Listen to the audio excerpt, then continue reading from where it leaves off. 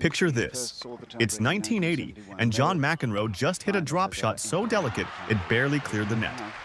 The crowd gasps.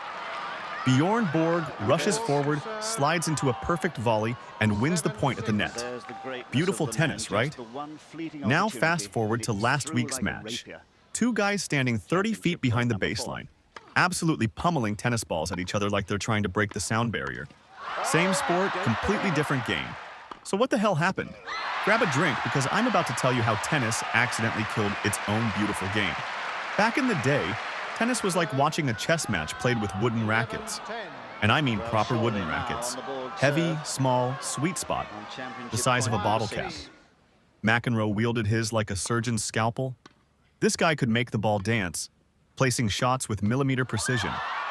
Connors was the scrappy street fighter, getting every ball back with that metal Wilson. And Borg? Pure ice. He'd work you around the court like a puppeteer pulling strings. These guys played serve and volley because they had to. The equipment rewarded touch, not power. You couldn't just mindlessly bash the ball, the racket would twist in your hands, and you'd look like an amateur. Tennis was an art form, and these three were Picasso, Van Gogh, and Da Vinci having a paint-off. But here's the thing about evolution. It never stops. Enter the game changers. Graphite rackets, synthetic strings, and courts that played faster than ever.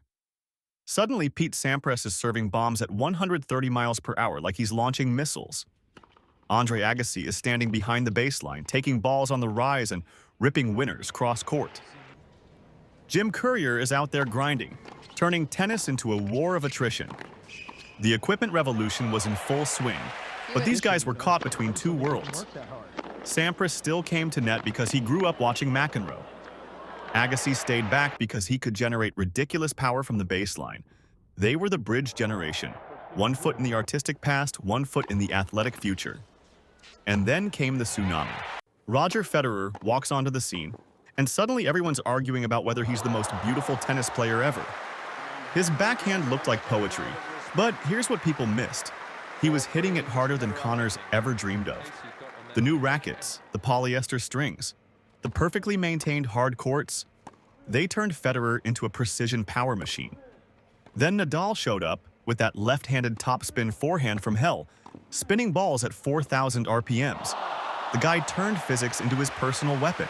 And just when we thought we'd seen everything, Djokovic arrives with flexibility that defies human anatomy, retrieving shots that should be winners and turning defense into offense.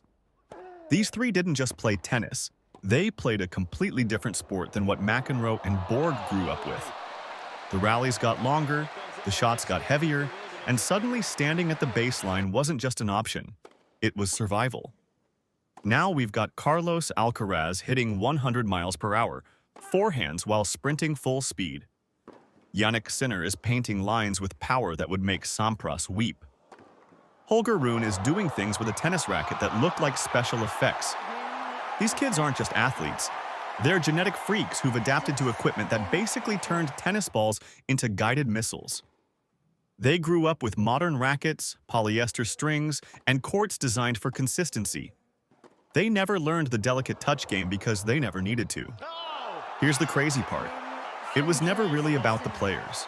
It was about the gear. Every technological advance created an arms race. Bigger rackets meant more power, so players had to hit harder to compete. Polyester strings meant more spin, so courts had to be slower to keep points alive. Slower courts meant longer rallies, so players had to become marathon runners. The beautiful serve and volley game didn't die because players got lazy. It died because the equipment made it obsolete.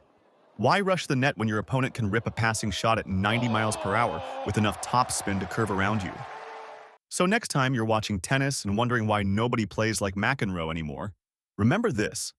That kid at your local court hitting 100 miles per hour, forehands, he's not showing off. He's the end result of 50 years of tennis accidentally becoming a different sport entirely. The game evolved, the players adapted, and somewhere along the way, chess became boxing. Whether that's progress or tragedy, well, that's a conversation for another beer.